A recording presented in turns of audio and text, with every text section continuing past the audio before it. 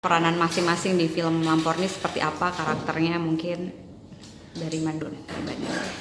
Dari Neta.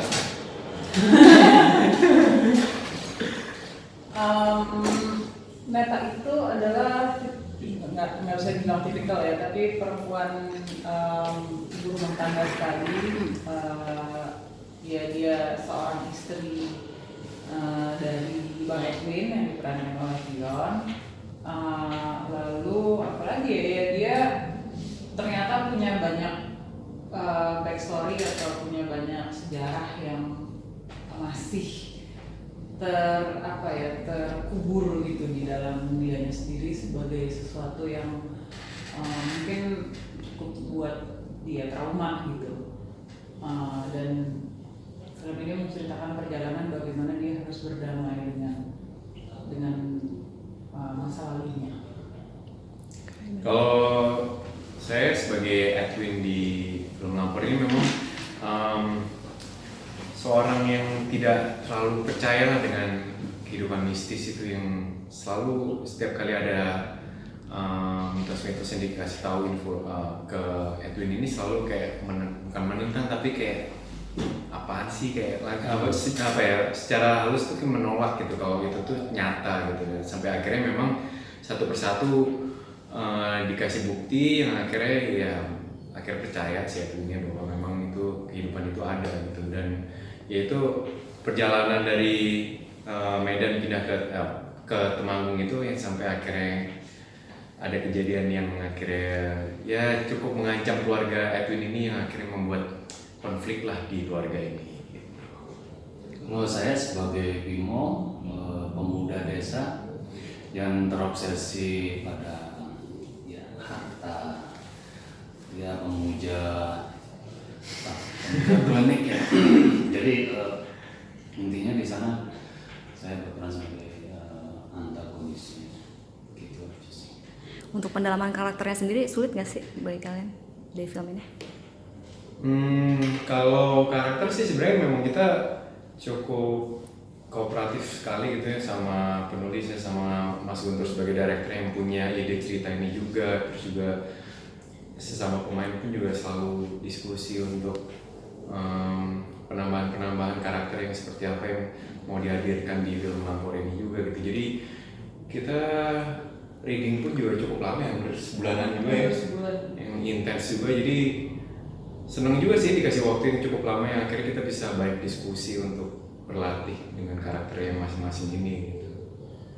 Jadi diberi ruang untuk benar-benar molding karakternya mau dibawanya ke arah mana gitu, karena ya prosesnya kan pentingnya gitu ketika kita apalagi syutingnya nggak di Jakarta, bukan di tempat dimana kami semua kebanyakan dari kami tinggal gitu, walaupun memang sebagian dari pemain juga tinggalnya kebanyakan di Jogja gitu.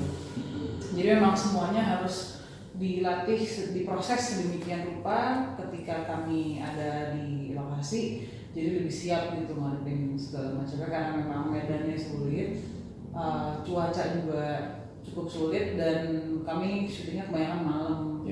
Jadi cukup banyak challenge gitu. Jadi kalau misalnya nggak ada reading itu kayaknya jadinya bisa nggak siap gitu. Kalau gimana Bang?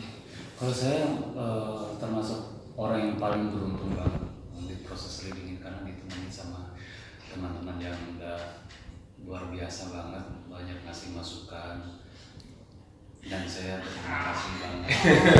Itu aja dari yang saya ingin bisa bermain bersama mereka untuk pendalaman karakter. Saya mempelajari lagi tentang mempelajari bahasa asli di sana, bahasa Temanggung itu aja. Terus belajar main pisau. Barang-barang kliniknya itu gimana tuh Bang? Emang udah lu juga mencari tahu nggak sih tentang barang-barang klinik yang lu mainkan di film ini? Ya barang kliniknya yang kayak kemenyan gitu, keris gitu deh. Nggak terlalu spesifik, pasti kita udah tahu semua. Gitu aja. Kalau untuk kesulitan ada nggak selama syuting berlangsung, selain tadi cuaca? Mungkin ada adegan yang tersulit sudah dilakoni seperti apa? Kesulitan pasti di syuting manapun ada sih. Cuaca. Cuman kalau buat saya sih ini sih kesulitannya adalah membuat adegan itu kan kita mengkondisikan berakting ya dikondisikan kalau itu ada setan dan akhirnya takut gitu ya, itu membuat adegan itu believable ke penonton dan akhirnya orang percaya bahwa itu takut akan lampor, itu sih punya kesulitan karena kan pada saat di set kan nggak seperti yang dibayangkan di the film itu gitu. Jadi ya dengan banyak kru dan set yang ya sesuai dengan lokasi syuting itu, jadi itu punya kesulitan kayak gimana sih bisa ngerasain ketakutan pada saat ketemu lampor gitu. Itu bisa jadi salah satu kesulitannya juga sih gitu. Tapi sebelumnya udah tahu nggak sih lampor itu apa sebelum main film ini? Belum riset. Baru pertama kali denger lampor sih kalau Ya kalau dia sebelumnya udah pernah dengar, cuman antara percaya nggak percaya. Tapi begitu kita kesana dengan beruntungnya, bukan dengan beruntungnya, itu tempat yang kita gunakan tuh lokasi syuting itu memang terjadinya di situ gitu, di adegan terakhir itu. Kalau nggak salah 5 bulan atau 6 bulan sebelumnya di tempat yang sama di situ itu seorang kakek pencari rumput itu hilang. Saya dapat cerita dari warga di situ gitu loh. Hilang dan ditemukan ada di pinggir tebing, ada kayak semacam goa, dan mereka mengangkat si kakek ini tuh pakai tim SAR ya. Ya percaya nggak percaya sih, dan memang terjadinya tepat di lokasi gudang kebakar itu tuh. Daerah situ sepanjang jalan itu membantu banget sih untuk mendapatkan perasaan ngeri kalau buat dia nih. Asik gimana? Menjawab pertanyaan yang mana nih Yang lampor. Hah? Pernah dengar lampor. sebelumnya. Terus gimana tuh risetnya, cari tahu atau seperti apa?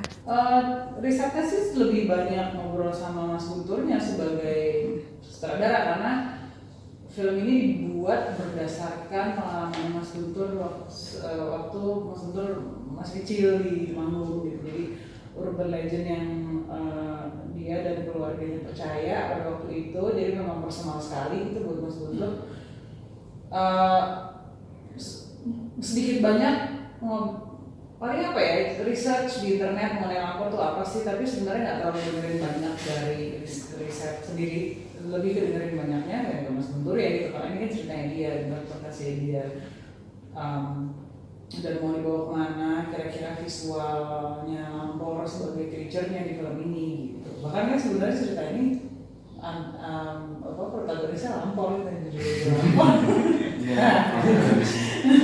jadi memang di film ini lampor itu adalah karakter yang sebenarnya kuat banget gitu. Itu sih lebih research atau developing tentang itu dibanding sibuk nyari urban legend di sana sini. Kalau Mas Dion seperti apa Mas? Soal lampor? Udah sih tadi kan, ya tadi udah jawab sih. Iya belum tahu sih, sama sekali benar-benar waktu diajakin meeting sama Mas Guntur, sama penulisnya Mas Alim, terus Pak Paros juga, terus diceritakan lah memang cerita ini ya benar-benar baru tahu namanya lampor itu benar-benar ada di apa ya istilahnya tuh di di Jawa lah gitu. Berarti ini kisah nyata ya yang diangkat ke film atau seperti apa? Ya, itu events. Ya, urban legend memang nih. Nanti kayak kalau misalnya banyak yang nonton di credit title ada sedikit surprise lah. Yang membedakan dari film-film horor lainnya ini apa sih? Mungkin yang spesial dari Lampor sendiri? Hantunya beda sih. Dramanya ya Pak. Sebenarnya kalau gue sih gue nggak terlalu tahu ya, karena gue nggak terlalu nonton film horor. Saya jujur saya juga kurang suka sama horor, apalagi horor Indonesia. Tapi kali ini saya wow, ternyata kita bisa melihat ada sudut pandang yang lain dari film horor Indonesia gitu. Saya termasuk orang yang paling beruntung kali ya. Sama sih, kalau saya pun juga sebenarnya Saya orang itu suka kagetan gitu sebenarnya. Jadi makanya tuh kalau nonton horor tuh jarang banget, milih-milih banget lah kalau benar-benar review yang oke banget baru berani. Rekomendasi banget kayaknya. Iya, kayak aduh malas capek hati. Iya, Gitu. bener, capek-capek. Jadi kalau misalnya dibilang ini bisa beda apa enggak, kayak kalau subjektif soalnya nggak terlalu sering nonton film horor Indonesia, tapi ya kenapa kita berani mau bermain di film horor ini ya karena memang dari sudut pandang dari Mas Guntur pun juga diambil dari istilahnya itu cerita dari kampungnya dia yang memang sangat dekat dengan kehidupan kecil pada waktu kecil, terus juga sangat dekat dengan ya kehidupan orang-orang Jawa pun juga gitu. Jadi pas diceritain pun juga sangat menarik itu dramanya gitu, sampai akhirnya memang alasan sampai kenapa ada lampor dan juga ada jargon Welwo itu di Jawel, nanti di Gowo. Dan setiap kita dari lokasi satu pindah ke lokasi berikutnya, di setiap lokasi yang kita tinggalkan itu pasti ada yang meninggal. Pindah lagi ada yang meninggal lagi. Maksud meninggal pas lagi syuting itu. Iya, katakan kita ada di lokasi A terus pindah ke lokasi B. Setelah kita pergi dari lokasi A itu ada yang meninggal, terus dari lokasi B pindah ke lokasi C, yang lokasi B ada yang meninggal. Ya mungkin kebetulan, tapi kalau 3 kali lebih nggak ngerti ya. Warga tapi itu. Oh, warga. Bukan dari Bukan Bukan dari kru gitu loh. Nah, itulah ya, percaya nggak percaya sih. Dapat kabarnya dari lokasi di sana. Tapi nggak takut tuh, maksudnya pas pindah lokasi di situ dia meninggal, pindah lagi meninggal lagi, itu sempat khawatir nggak sih? Nggak semuanya denger itu sih maksudnya. Saya tahunya waktu kita ada di lokasi yang terakhir di gudang itu, pembakaran gudang. Gak semua orang yang tahu sih gitu. Cuman memang karena itu warga juga, jadi kita nggak semuanya nyampe ke kita juga sih. Lokasinya mana aja sih di Temanggungnya, maksudnya tempatnya apa aja yang dieksplor dalam film ini? Kebanyakan sih daerah Wonosobo ya. Wonosobo di kaki gunung Sindoro Sumbing itu, terus juga di Kendal juga ada. Pinggir Iya. Semarang kan? Itu Kendal. Kendal. Di Jogja juga ada satu goa juga.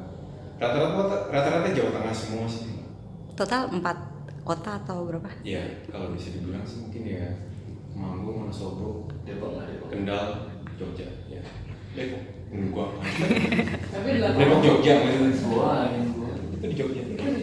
Tapi 80% sih di Temanggung. Iya. Kotanya dia ada di salah satu daerah di mana memang memang daerah itu adalah produsen tembakau, hampir yang mungkin yang terbaik gitu kayaknya.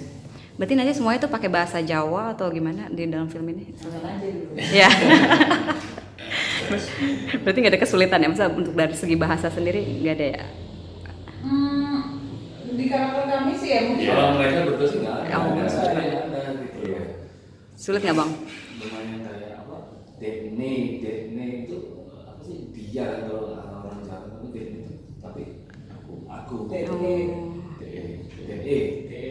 Berapa lama itu belajarnya bahasa Jawa Temanggung? Intens saja sih, begitu kita sampai di lokasi situ kita berusaha belajar sama orang-orang setempat. Ini kan film horor ya, otomatis butuh fisik yang kuat. Itu ada latihan khusus kasih sebelum syuting ini dimulai dari kalian? Ada ya. Kalau ya ada juga yang adegan fisik sih kita ada latihan dulu sih sebelum syuting. Ada latihan Oh iya, sling juga. Mungkin sling, nggak tahu ya, mungkin Daniel yang jadi lapor kali. Yang paling banyak sih. Tapi kami berdua sih minta latihan sling sekali. Iya. Karena soalnya nggak, sling work tuh bukan sesuatu yang bisa dikerjain langsung gitu aja, karena kita harus janjian dulu tempatnya sama yang menahan. Iya. Gitu. Jadi emang nggak bisa asal-asalan gitu, karena prone to injuries banget satu. Terus fighting scene juga harus dikoreografi sedemikian rupa karena kita belum tahu lokasi kayak apa dan medannya tuh tanahnya gembur apa enggak gitu itu belum pasti kan. Jadi latihan koreografi sama kalau gue sih latihan fisik aja sendiri bisa biar karena 80% kami syutingnya malam jadi ya fisiknya mesti benar-benar lebih dijaga dan lebih di apa ya lebih stabil aja gitu biar pas syuting nggak memble gitu kan. Soalnya syutingnya juga lama sih, kita hampir 1,5 bulan juga di Iya. Temanggung itu. Jadi, wah, hafal banget lah. Temanggung jalan-jalan. Saking lamanya kita tinggal di sana. Apa sih membuat lama atau mungkin adegannya sulit-sulit atau seperti apa bisa Iya. sampai 1,5? Bikin film kan nggak gampang ya. apalagi bahannya kebanyakan malam. Otomatis kan kalau misalnya kita syutingnya malam ya kami hanya bisa syuting 12 jam gitu. Sebenarnya 12 jam itu dengan adegan yang sedemikian rupa kompleks dan rumitnya ya dibutuhkan proses untuk bikinnya gitu. Nggak bisa buru-buru. Memang nggak bisa buru-buru.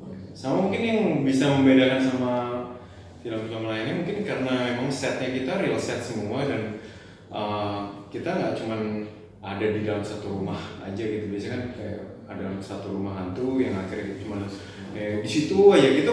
Malah di film lapor ini jarang banget gitu, banyak kita ngambil tempat-tempat yang di real setnya yang benar-benar terbuka gitu, yang ada di air terjun, ada di di bawah pohon, di sawah dan lain-lain. Jadi semua banyak banget lokasi yang kita pindah-pindah yang akhirnya membuat timeline produksinya pun juga cukup panjang. Mungkin kalau untuk ada adegan yang banyak tag-nya itu adegan di pas bagian mana sih? Dari kalian banyak tag sampai berulang-ulang retake-nya. Melampau sih. Iya, retake-nya. Buat kalian masing-masing mungkin. Kalau lebih banyak di lampornya, Iya. butuh sama seling juga. Iya. Kesulitan teknis untuk lampornya sih lumayan sih. Oke. Mungkin terakhir harapannya untuk film lampornya seperti apa dan tayang kapan? Boleh nih. Ya, kalau dari saya yang pasti ditonton sih harapannya. Ya mudah-mudahan sih hiburan film lampor ini bisa diterima lah sama penonton Indonesia. Jadi kalau saya juga menurut saya film ini bukan cuma film tentang nakut-nakutin penonton aja, tapi mengingatkan kembali sebenarnya nilai-nilai lama di dalam keluarga kita sendiri itu apa sih, nilai lama dalam rumah. Kalau kita pulang ke rumah tuh kan biasanya kalau ke rumah nenek atau rumah kakek itu kan kita punya nilai-nilai lama ya, nilai keluarga yang selalu dibilangin gitu, kayak misalnya sesimpel kamu tuh kalau sore dengan anak gadis nggak boleh keluar gitu, kayak yang sesimpel-simpel gitu. Dan sebenarnya itu artinya apa sih untuk kita orang Indonesia gitu, karena kalau menurut saya pribadi itu yang membuat kita sebagai orang Indonesia tuh lebih kaya gitu. Karena nilai-nilai tradisi, nilai-nilai keluarga, nilai lama yang family values yang mungkin kita nggak bisa dapat di kehidupan modern yang sekarang gitu. Jadi semoga itu bisa menginspirasi penonton Indonesia bahwa kita tuh tinggal di bumi yang kaya sekali, di tanah yang kaya banget, dan ternyata penghuninya bukan cuma kita. Bisa dibilang ini horor yang berbeda dari teman-teman yang sudah biasa nonton film horor Indonesia. Kalau nggak percaya ya buktikan sendiri dengan nonton film lampor. Kalau dia gimana? Kalian semua harus nonton. Memang semua film horor menyajikan cerita-cerita yang menarik. Cuman bedanya di sini ini mungkin semua juga ada namanya based on true story semua. Tapi ini kita berada di lokasi yang sebenarnya itu. Kalau buat saya harus nonton kali gitu. Jadi kalau udah nonton mulai Jangan tanggal 31 Oktober, jangan spoiler. Kalau ternyata beda, kita kasih tahu. Tanggal 31 Oktober. Mungkin satu lagi ngelihat persaingan film horor saat ini kan kayaknya kalau nggak salah tayangan kalian tuh juga bareng sama film-film horor yang lainnya, kayak misalnya Berdekatan. Iya berdekatan sama itu seperti apa? saya suka Lihat, persaingan. mantap. Iya nggak apa-apa kan, maksudnya ini juga buat film Indonesia juga, jadi punya variatif juga. Semakin banyak persaingan berarti kita bisa meningkatkan mutu kualitas. Iya, Iya. betul. Ketika persaingan itu ada dari film Indonesia juga, berarti menunjukkan bahwa film Indonesia sekarang udah maju banget. Berhasil menjadi tuan rumah. Iya betul. Ketika layar-layar bioskop didominasi oleh film-film Indonesia, berarti kita udah maju banget, udah jadi tuan rumah, kita udah lebih banyak punya pilihan nonton. Iya. Dan sebenarnya persaingan jadi bukan sesuatu yang negatif gitu, malah ini cara kita semua untuk celebrating bahwa secara kreatif kita udah di situ levelnya gitu. Jadi kayaknya harus dirayakan gitu justru. Iya. Bukannya di adu domba. Satu yang lain. Kalau boleh dibandingkan, bukannya saya karena aktor Indonesia, film luar negeri sama film Indonesia, actingnya itu kita itu nggak kalah. Justru mungkin bagusnya kita. Serius, Dia lagi dengan mereka sebenarnya lembulan. Kita iya benar jagonya di situ ya. Kita syutingnya sebulan aja. Mereka bisa buat mungkin setahun 2 tahun persiapannya semua. Tapi masalah acting ya, kita nggak kalah gitu. Tapi kalau untuk digital dan apa mungkin kita masih belajar di Indonesia. Jadi bottom line ya, persaingan film Indonesia itu menunjukkan bahwa kita semua maju, bukan negatif, tapi sangat positif.